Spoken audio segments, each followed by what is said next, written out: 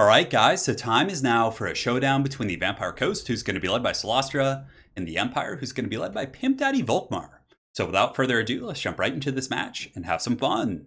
So as far as the build goes, we're going to be going with a very heavy deck gunner build. In total, we do have 4 of these bad boys, and they are really good against the Empire. So firstly, 245 range. They're going to be able to outrange the crossbows and the handguns and generate some pretty good value in that respect.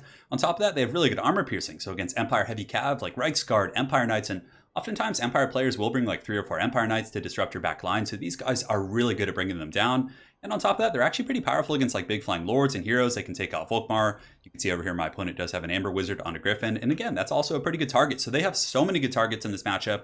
And even if you want them to just, shoot at state troops like swordsmen and things like that, or spearmen with shields, who are also very common, they do have this lovely shield breaker ability, which is quite cool. So deck gunners, I think, are the way to go. The handguns, it's a little bit tough because the Empire can outtrade you with crossbowmen. The crossbowmen can kill your handgunners or your, whatever, the zombie gunnery mobs with handguns. So yeah, definitely, I think these guys are the optimal pick here. As far as leadership, we do have Solastra Dire Fawn or Dire Finn or the Finn Lady, whatever we want to call her. So Solastra is a very competitive pick here. The Empire does not have access to Spirit Leech.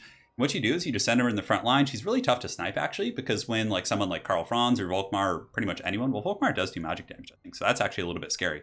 A good counter.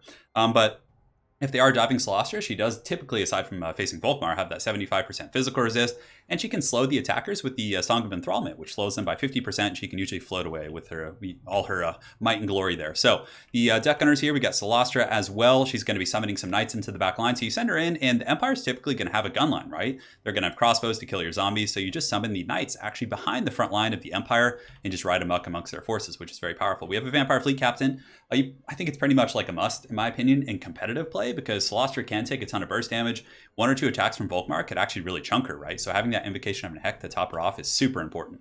So deck gunners here, we got halberds in the back, 2 groups of depth guard. Depth guard, don't use them as like a mass frontline troop. Like you could go with like 4 or 5 in the front line and it might be okay, but they can be focused down pretty quick and they do take a ton of burst damage despite their armor. They have a low model count and their HP pool. When you compare it to zombie deckhand mobs, they have about half as much. Yeah, so definitely want to use them as like a secondary engagement tool. And if you do, they'll massacre flagellants, they'll massacre swordsmen, spearmen. They're very good against the Empire as like a bit of a supporting pick here.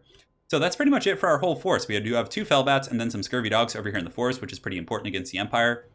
And that's it. So for my opponent's forces, he does have the Sterling's Revenge coming out of the forest here, which is incredibly cool and thematic. And he does also have the Zantler's Reiksguard in Vanguard deployment. So those guys could do some pressure in the back line, but I feel like I have enough halberds and deck gunners to fend them off. We'll see. And for his front line, it's pretty good stuff. It's just flagellants, swordsmen, and I think that's pretty much it. And some spearmen on the flanks. He does have 4 groups of crossbows, I think, 3 or 4, looks like 3. And then the silver bullets here, of course, are very powerful. Halberds in the back line to help defend against crabs and all kinds of other spooky monsters, and an Amber Wizard. So he does have the transformation of Kadan, which is going to be summoning a Manticore, which is very good against deck dropper play. So I like that quite a bit here.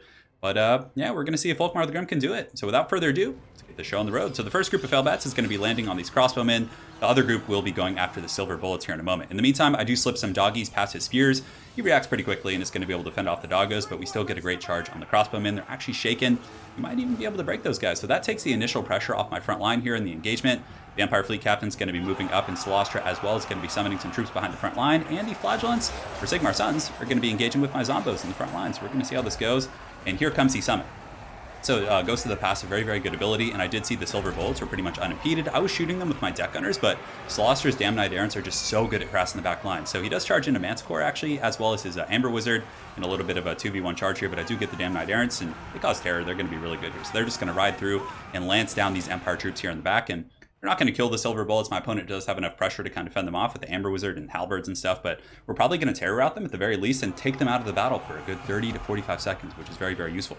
Song of Enthrallment going down, which is going to lower the melee attack and speed of all these troops here in the front line. In the back, he does get the Reiksguard in, but I did have some zombies here. And we're getting a ton of crossfire. Like, he's able to fully kill one of my deck gunners, so that was a very nice play. The Sterling's Revenge came out, gunned them down. But the Reiksguard, pretty much just getting crossfire. The 3 other groups of the deck gunners are just shooting at them. The halberds are dragging them down. You pretty much almost have them out of the picture.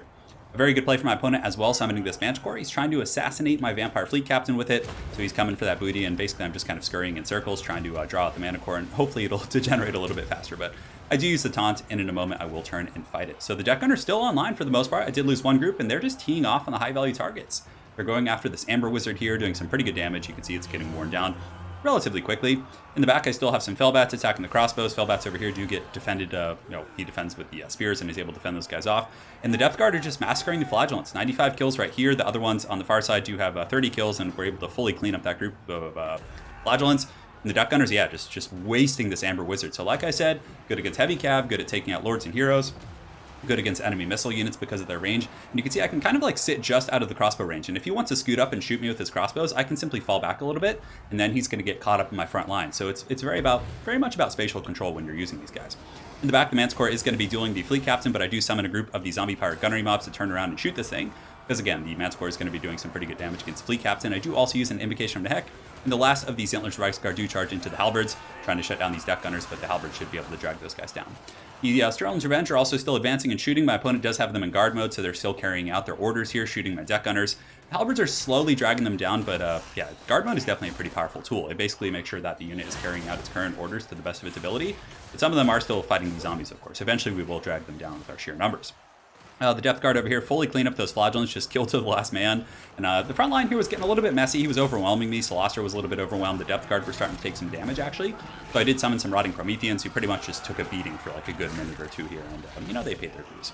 So as far as the bounce of power, it's a little bit my favor here, as, you know, his caster is gone. Volkmar the Grim is a little bit tar-pitted by spears. And a lot of his guns in the back line are just so tattered from fighting Fellbats and taking that Duck Gunner fire. So things are looking pretty good in that respect.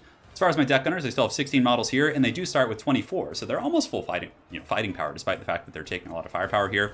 And yeah, I can start shooting in at his guns in the back. I have some Fellbats that chased his caster off the battlefield, who are also coming back. So those guys are going to be attacking some of these Silver Bolts and some of those troops. And also these bloodthirsty Vampire Berserkers are going to be piling through. They killed the crossbowmen, they killed the front line. I mean, they're a very powerful pick against the Empire. Now, Greatswords will beat them down pretty badly, because again, they can't really stand up to the heavy armor piercing and the bonus first infantry. Although I don't know who would win 1-to-1. I feel like Greatswords would do a ton of damage at the very least, and also they do cost like, you know, a lot compared to a unit of Greatswords. So that'll be something I'll have to test out a little bit. But anyways, Death Guard do get in, they get into the gun line, the Fellbats shut down the last of the crossbowmen, and that's pretty much going to be all she wrote. Volkmar the Grim here is going to be wavering due to army losses, and that is pretty much it. So this is actually the build from my Vampire Coast guide, and I'm sorry it's been taking so long to get that out, but it will be ready. And it's going to be a matchup guide, so it's just going to be very focused on multiplayer. But that's the build for my Vampire Coast guide against Empire, and it's pretty good. You have separation in the front line. Slaughter is very good at disrupting missile lines as well. And you can just kind of grind out the front line with the Depth Guard as well as these zombies. It does very well. And you have so many summons, so even if they do break through in certain areas, you can just spam the summons, and it really helps to tar pit the Empire. The Amber Wizard was a bit of an interesting pick for sure. He's a big target up in the skies and very, very expensive on that Griffin. And I don't think he's worth it on the Griffin, because the Griffin is like a big terror-causing machine, right? But against Vampire Coast, it gives you a little bit more stopping power, but it also makes you such a big target up in the skies, and it costs so much real estate. So I definitely think just putting him on like a horse or on foot would be a little bit more optimal. Volkmar is a really good pick. That's actually a good counter against Celestra, and he gives you a lot of durability in the front line here. And yeah, crossbowmen are really good. The Sterling's Revenge Vanguard was pretty neat with the Zintler's Reichsguard, and yeah, it was definitely a very fun game. So that's going to be game one here. It was a relatively quick battle, so we're going to be jumping over to another replay. So very well played to my opponent, Glorious Feeder. Look forward to running into you again on ladder. And guys, stand by for the second game. All right, guys, so now we're back with game two, which is going to feature a showdown between the Skaven, who are going to be led by Queek Headtaker, and the Beastmen, who are going to be led by Kazrak One Eye. So we definitely have a battle of the Haggard Lords here, which is going to be quite a bit of fun. But as far as the build goes, we're going to be going with a very aggressive Skaven Lawnmower build. So essentially, we're going to be using the Plague Monks. Again, a really high DPS unit, very squishy, but they definitely hit hard for their cost. They do have 35 weapon strength, a bonus first infantry. They have Frenzy. These guys definitely mean business. On top of that, in the back, we do have the Plague Monk Sensor Bears. And again, they're kind of in the same ballpark. These guys are very squishy with 10 armor. They do have a little bit of physical resist, which is quite nice, but it's really not that much. It's only 15, but they hit like absolute trucks. They're really good at buckling Beastmen troops because they have Contaminate. They can get rid of the Frenzy on Gore Herds and Bestigors. And they have really, really good armor piercing. 46 weapon strength with 31 AP. So definitely no joke. So essentially, to make this a true lawnmower build, you have Plague Monks, you have Sensor Bears, and then you use the Warlock Engineer. So they have an ability called the Death Frenzy, which you don't see terribly often because of the prominence of Lore of Plagues and the summoning and all that stuff. But Death Frenzy does give 26 melee attack, 25% weapon damage, and immunity to Psychology. So definitely no joke. So when you put that on Sensor Bears, they're up in like 50 plus, just the weapon strength just gets launched. Their melee attack is super high, and they definitely can do quite a bit of work there. So that's going to be our lawnmower build here in the main core. We got Skaven Slaves in the front just to get charged and massacred by the Beastmen forces. Two groups of Rat Ogres just to give us mass. So if they have chariots or anything with high mass, even enemy Minotaurs, they're going to be able to kind of hold them in place and allow my other troops to cut them down. On top of that, in the back, we do have a Hell Pit Abomination, which I think is pretty good against Beastmen. Now, it's very vulnerable against Raider Fire. And you can see my opponent actually has a pretty cool little build here. He does have a Vanguard, a Frontal Vanguard, yeah, of Ungor Raiders, which do really good damage, you know, for their cost against lightly armored targets, just sheer volume of fire. So If I were to send in the Hell Pit Abomination first, this thing could just get massacred. So I'm going to be keeping it in the back, pressuring my opponent's line, and then following up. But the Hell Pit Abomination, a counter to Centaurs, a counter to Minotaurs, very, very good against the Beastmen, especially since it causes terror. So I do have 2 Warlock Engineers, and they're also a little bit of a good niche against like Vestigores because they have really good AP, they do have a Mortis Engine effect, and the spells from Lore of Ruin, especially the Death Frenzy and the Warp Lightning, are so cheap that you can usually get away with like bringing 2 of them. So for my opponent, he does have 4 groups of the Ungor Raiders here. He does have a couple groups of Centaurs with Poison Hounds, pretty standard stuff against Skaven. You can see he's going to be flanking here. And if I went with like a more traditional build with like Slingers and things like that, these guys would just be the hunter of men's souls here. But I should be able to fend them off with my Hell Pit. On top of that, he does have a Wild Caster, so he's going to be summoning a Cygor, it looks like. And in the back, he does have Vestigores, Koroks Man Rippers against Hell Pit Abominations, and Rat Ogres. And he does have the Butchers of Kalkengard and Old Khazrak One Eye, just always lagging behind, all of his friends laughing at him, but you know what? He's going to try his hardest, and he's definitely quite a bit better now with the buff of Darkmail. Darkmail, whenever he's in melee, he gets magic resist and armor, so that makes him pretty durable against things like Skrolk and Libru Bubonicus. So guys, without further ado, let's get this show on the road here. So the Beastmen forces are going to be charging out of the forest. I had no idea what was going on. Everyone's just like piling out here. But that's why you have Skaven slaves. These guys just love getting run over by Minotaurs. It's their favorite thing in the world, and yeah, they're just literally going to get punted. The Minotaurs actually were attacking something back here. Here they come into the Plague Monks, and that's going to hurt. I mean, these Minotaurs hit like trucks.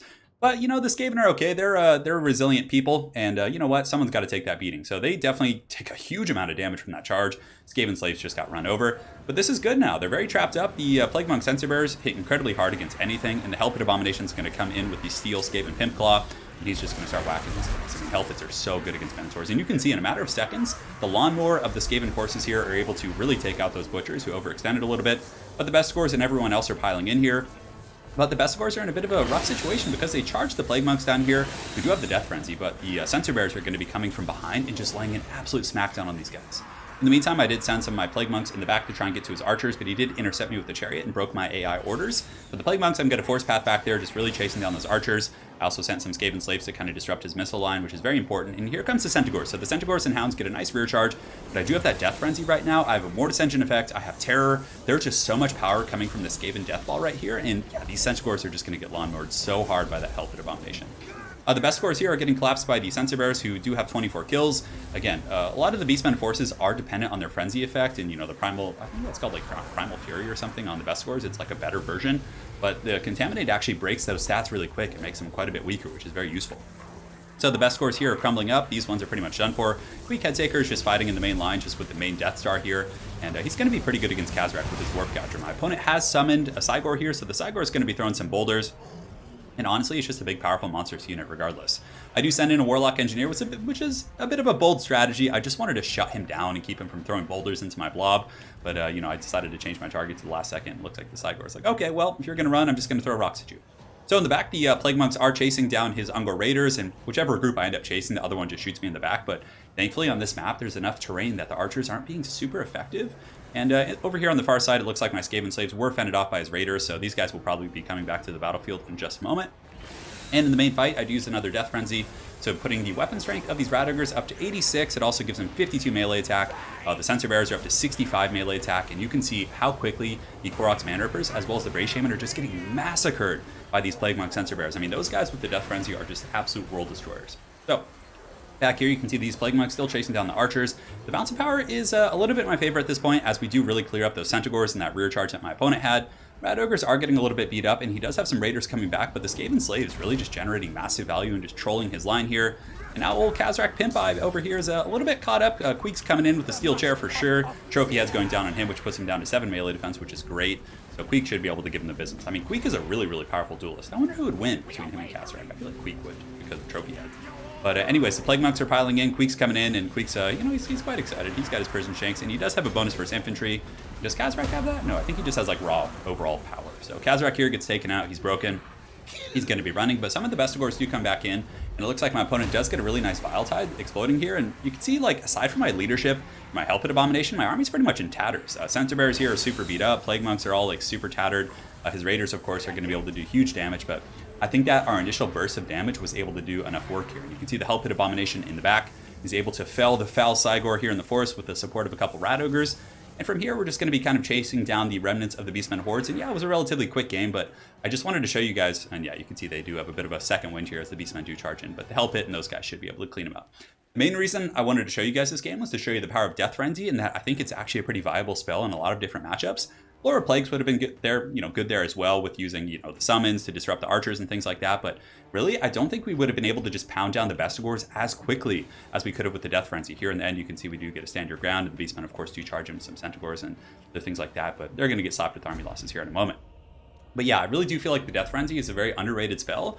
I actually saw a couple replays with people using it, and Gojira actually sent me a replay of him using it to some pretty good effect. So I've been experimenting with it, and it seems pretty darn strong. Like, those Censor Bears and Plague Monks really traded with those Bestigors super efficiently, and were able to just mulch everything down because, it costs like almost 10 Winds Magic, I think, overcasted, which gives it an AoE effect. And like, you can just cycle that, and it lasts for an incredibly long time, and you can get a ton of value in my opinion.